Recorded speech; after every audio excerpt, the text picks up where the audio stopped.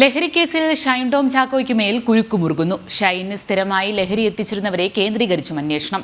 ഷൈൻ ടോം ചാക്കോ നാളെ വീണ്ടും ചോദ്യം ചെയ്യലിന് ഹാജരാകണം. സിനിമാ സെറ്റുകളിലെ അസിസ്റ്റന്റുമാരാണ് തനിക്ക് ലഹരി എത്തിക്കുന്നതെന്ന ഷൈൻ ടോം ചാക്കോയുടെ മൊഴി കേന്ദ്രീകരിച്ച് വ്യാപക അന്വേഷണം നടത്താനാണ് പോലീസിന്റെ നീക്കം. ചോദ്യം ചെയ്യലിന് ഷൈൻ ടോം ചാക്കോ നാളെ വീണ്ടും ഹാജരാകണം.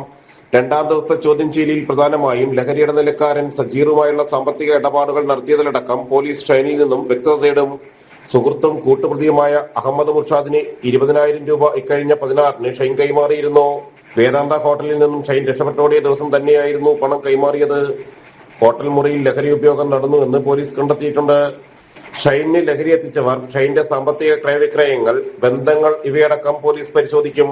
ആലപ്പുഴയിലെ ഹൈബ്രിഡ് കഞ്ചാവ് കേസിലെ പ്രതി തസ്ലീമയുമായുള്ള ബന്ധവും ഇവരിൽ നിന്ന് ഷൈൻ ടോം ചാക്കോ ലഹരി വസ്തുക്കൾ വാങ്ങിയിട്ടുണ്ടോ എന്നതിലടക്കം പോലീസ് അന്വേഷിക്കുന്നുണ്ട്. ജനം, കൊച്ചി.